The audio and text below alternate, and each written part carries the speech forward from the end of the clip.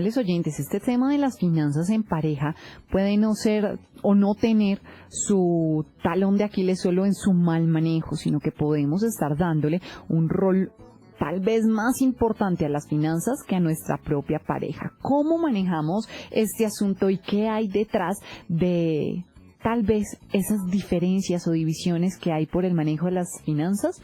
Queremos darle la bienvenida a Luis René Bautista. Él es psicólogo, doctor en ciencia del comportamiento, docente asociado de la Universidad EAN. Doctor Luis René, bienvenido, buenas tardes. Hola María Camila, buenas tardes, es un gusto.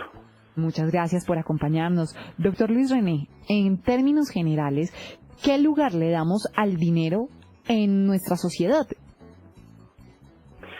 Bueno, es una pregunta muy importante en relación con el tema que se está tratando el día de hoy, pero creo que aquí es necesario hablar como de la variedad, ¿no? Y casi que de un continuo en el que seguramente para muchas personas el dinero tiene una importancia relativa a las necesidades, pero en el otro extremo del continuo seguramente tenemos personas para las que el dinero es seguramente una de las cosas más importantes de su vida, incluso a pesar de tener sus necesidades resueltas, un poco por lo que han aprendido en el contexto de su propia historia con el dinero. Y en términos generales en nuestra sociedad claramente el dinero es un objeto o es algo que tiene un valor inmenso, un poco porque nos permite el acceso a diferentes fuentes de satisfacción de necesidades, de gustos, etcétera. Entonces, en términos generales es algo que ocupa un lugar muy importante en nuestras vidas, independientemente del contexto geográfico de nuestra sociedad, por lo menos occidental. Claro, el que una de la pareja gane más dinero que la otra influye mucho en algún aspecto de la relación cuando no hay una buena comunicación. Hablemos un poco de esa parte porque generalmente, bueno, una pareja puede ganar más o el doble que la otra. ¿Eso podría generar algún impacto como pareja? Claro, es posible y es de hecho muy frecuente. Y depende un poco justamente por lo que hemos aprendido nosotros, que está asociado con el hecho de ganar dinero o ganar más o menos dinero. Fíjate que tiene que ver muchas veces con el tema de qué tan exitoso soy, o qué tan eficiente soy, o qué tanto aporto a la construcción de un proyecto de hogar o un proyecto de pareja. Entonces, el hecho de ganar más o de ganar menos dinero en relación con la pareja puede tener detrás todo ese tipo de atribuciones y de interpretaciones. Si yo gano menos que mi pareja, eventualmente me siento en desventaja, por ejemplo, a la hora de contribuir a la construcción de este proyecto conjunto, o a la hora de comprar un apartamento, o a la hora de comprar un carro, o así sea para poner para el mercado. Entonces, esto tiene un montón de implicaciones por la forma en la que hemos aprendido a pensar sobre el dinero y sobre el papel que tiene el dinero en nuestras vidas. Entonces es muy frecuente que esto pase justamente por esas atribuciones que nosotros hacemos como de éxito y de contribución que están asociadas al dinero. Fíjate que muchas veces no es visible otro tipo de contribuciones cuando las comparamos con el dinero. Por ejemplo, si estoy en un hogar tradicional y yo soy el hombre de la casa y salgo a trabajar y gano y traigo el dinero a casa, y entonces, por ejemplo, me compro un carro con ese dinero, uno podría pensar que, claro, el dinero es mío y por lo tanto el carro es mío, pero nunca pensamos en que detrás mi pareja está haciendo eventualmente una contribución, puede ser inmaterial.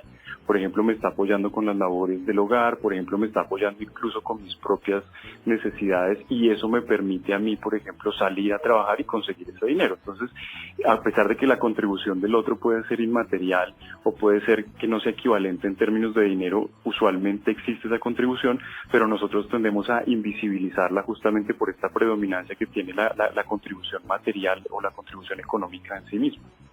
Claro, pero detrás de todo esto es innegable pensar que para algunas personas este tema también raya en esto es mío, esto yo lo trabajé, esto es lo que yo me gano, y por ende creo que ahí también podría haber un factor de división del no entender, como usted lo mencionaba, el compromiso de querer compartir o construir un proyecto de hogar o de familia, sino que todavía seguimos pensando con esa, tal vez con ese sentir egoísta de lo que yo gano es para mí, lo que yo gano es mío, mi salario es mío. Y ahí puede que este sea un factor determinante para alguna discusión al interior de la pareja. ¿Cómo hacer ese cambio también si de pronto lo sentimos y nos sentimos identificados, nuestros oyentes se sienten identificados con un tal vez tufillo de egoísmo de no me gusta compartir lo que yo con tanto esfuerzo me gano en mi trabajo?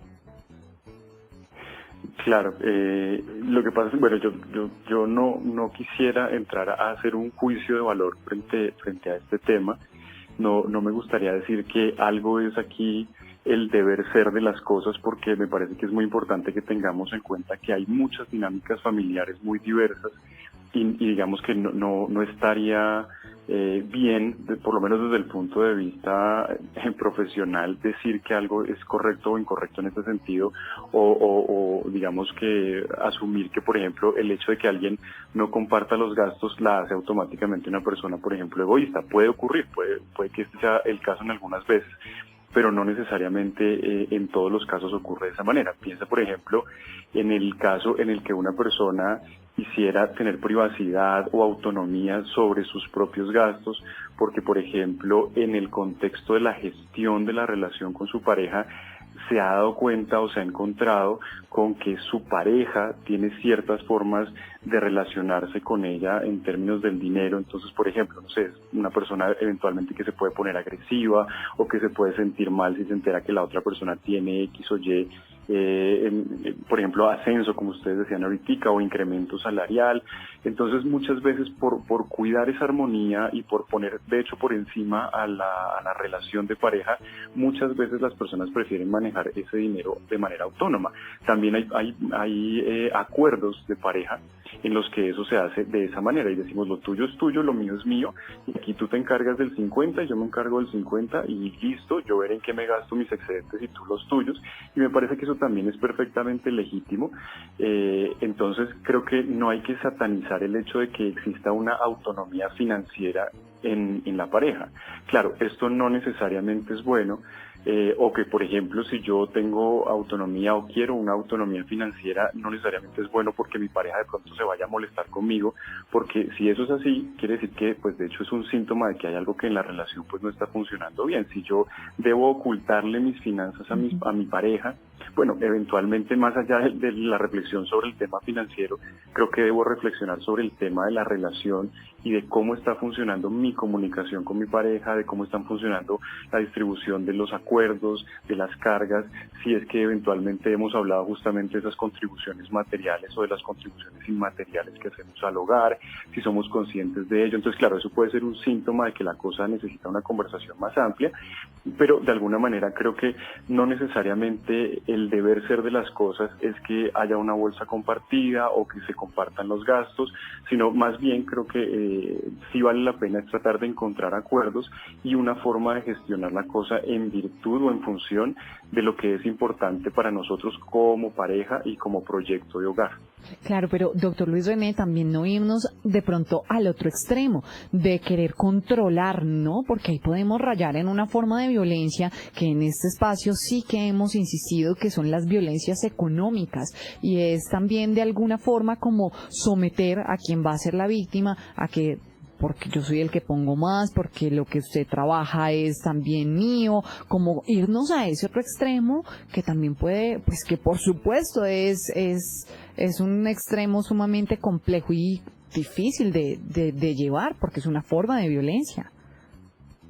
Total, y yo creo que ese debe ser el principio rector de la construcción de un proyecto de pareja, y es tengamos un proyecto en el cual no de alguna manera validemos la vulneración de nuestros propios derechos y no validemos ningún tipo de violencia, ¿no? Entonces, partiendo de ese gran supuesto, claramente la violencia económica también puede ser una de estas formas en las que vulneramos el derecho de nuestras parejas, o digamos varios derechos de nuestras parejas, y en ese sentido también además hay diferentes formas de ejercer esta violencia económica o financiera. Cuando yo, por ejemplo, te presiono o te coarto o te chantajeo para que tú procedas de cierta manera, o cuando de alguna forma te obligo a hacer ciertas cosas o a asumir ciertas responsabilidades dentro del hogar porque soy yo quien pone el dinero, o como tú bien dices, cuando yo quiero controlar la forma en la que tú gastas o inviertes tu dinero. Todas esas son formas de violencia que en buena medida están basadas en una lógica como autoritaria, ¿no? Es que yo soy la persona que tiene la razón, quien sabe sobre finanzas, quien mejor invierte la plata, entonces soy yo quien te debe decir a ti cómo es que tú debes hacer los gastos o las inversiones que hagas y cuánto dinero debes aportar, etcétera. Pero de nuevo, claro, siempre y cuando no exista el acuerdo. Yo recuerdo varios ejemplos muy cercanos en los que hay ese acuerdo. Yo te doy todo mi sueldo y tú verás cómo lo distribuyes, tú verás en qué te los gastas, a mí dame para mis gastos y ya, y el resto tú verás cómo lo inviertes porque tú eres la que necesita determinar X o Y gastos cotidianos, etcétera, y funcionan muy bien muchas veces las parejas en términos económicos de esa forma. Entonces, el punto es, no puedo yo controlar los gastos a menos de que esa sea la decisión del otro. Si esa no es la decisión del otro, si el otro se siente incómodo, si el otro se siente vulnerado de alguna manera, ahí yo definitivamente tengo que parar y tengo que cambiar esa práctica porque estoy ejerciendo violencia, estoy vulnerando los derechos, en particular al trato digno, empezando por ahí, y estoy ejerciendo violencias económicas en contra de mi pareja, lo cual pues obviamente va seguramente a minar o a socavar nuestra relación y nuestro proyecto de hogar. Dice aquí una oyente que escribe, dice, con mi esposo no hablamos del tema nunca, solamente me dijo, yo pago lo de la niña y compro el mercado y tú lo demás, es decir, arriendos y servicios y otras cosas. No sé cuánto gana y tampoco me pregunta lo que gano, es decir, ese tema no se toca y siento que es muy injusto conmigo. ¿Cómo puedo hablar del tema? Creo que es lo que veníamos hablando, ¿no? ¿Cómo hablar? Claro, sí. Fíjate que si la conclusión de esta oyente fuera distinta, si la conclusión de la oyente fuera y no pasa nada y nos llevamos bien y así funcionamos, pues ok, es perfectamente válido. Sí, pero ella dice que cuando es injusto, ella ¿no? siente que hay una injusticia, claro, cuando ya ella siente que hay una injusticia, entonces aquí eso ya es un síntoma de que hay que hablar. ¿Y cómo se aborda el tema?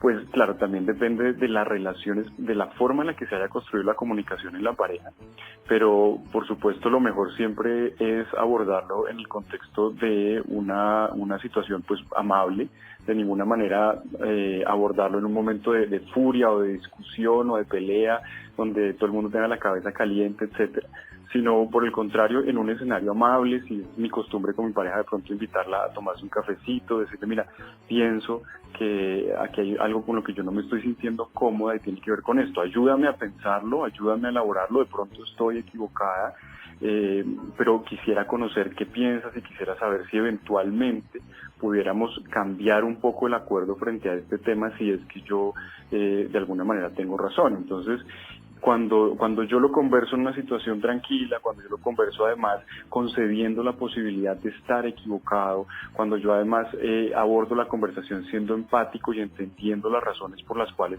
se han establecido esos acuerdos, y cuando yo de alguna manera puedo ofrecer alternativas para cambiar los acuerdos, yo creo que ahí tengo el 90% garantizado para una buena conversación y para una buena gestión del problema, de modo tal que yo al final pues ya no sienta por lo menos ese nivel de injusticia. Se cambia el acuerdo y me libero de la sensación, o la otra persona me hace ver cosas que yo no había visto y de nuevo pues me libero de la sensación, y en ese sentido se arregla y se soluciona en buena medida el problema. Claro, todo depende de nuevo de cómo hayamos construido nuestras relaciones, que esto aquí trasciende el tema de la educación financiera y se trata fundamentalmente de educación afectiva o de educación para tener un proyecto de familia o de hogar, porque es finalmente de esto que depende toda la gestión del tema financiero, porque es uno de los aspectos de este proyecto de hogar. Claro, y para que dure seguramente a muchos les tocará hacer algún sacrificio.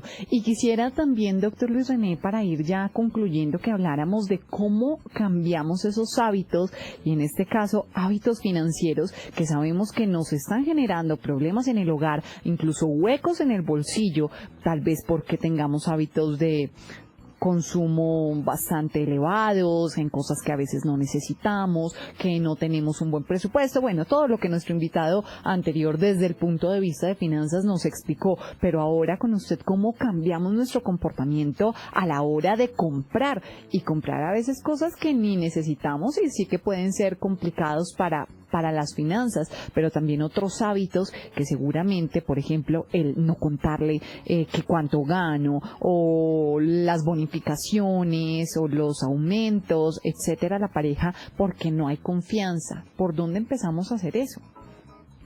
Bueno, yo creo que aquí hay dos cosas de orden distinto. Una es cómo construimos confianza con nuestra pareja para abordar el tema, y yo creo que eso tiene que ver con una buena gestión de nuestra comunicación, establecer una comunicación asertiva, y con esto quiero decir una comunicación o un estilo de comunicación con mi pareja en la que yo no agreda a mi pareja, en la que yo no sea lo que llaman por ahí agresivo-pasivo, o sea, me la pase echándole indirectazos y, o sea, haciéndolo sentir mal sin ser explícitamente o abiertamente agresivo, ser empático en esa comunicación, hablar de muchas cosas en diferentes momentos y escenarios, o sea, como construir en realidad una comunicación sólida va a permitir seguramente abordar estos temas. Claro, esto es probablemente muy harto y muy tedioso y muy difícil y nos estresa y nos agobia, pero eventualmente si logramos este escenario de conversación con nuestra pareja, nuestro agobio, nuestro estrés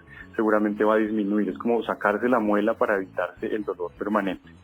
Y el otro punto es cómo hacemos nosotros para modificar nuestro comportamiento en relación con nuestros propios hábitos. Yo creo que Mauricio nos da obviamente una cantidad de herramientas que son muy importantes para la planeación y la educación financiera.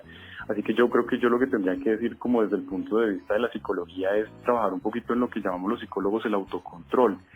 Y el autocontrol es básicamente eso de poder escoger una alternativa que me dé una ganancia grande a largo plazo, en vez de escoger una alternativa que me dé una ganancia pequeña a corto plazo. Entonces, yo, por ejemplo, quiero celebrar algo con mi pareja, entonces la invito a un restaurante y me gasto X cantidad de dinero en una sola comida. Bueno, si lo ahorrara y se ahorrara 2 o 3 o 4, de pronto en 2 meses, en vez de darle una comida, puedo darle un viaje. Sí, eso es un poco el tema del autocontrol, y eso pues obviamente se requiere muchas veces de apoyo profesional que nos permita como estrategias prácticas para generar ese hábito de autocontrol, pero tiene que ver con eso, con cómo nosotros tenemos diferentes alternativas que nos brinden seguramente recompensas inmediatas y que podamos ir espaciando o demorando esa recompensa. Así nos vamos entrenando para ser autocontrolados, y eso por supuesto tiene unos beneficios financieros impresionantes.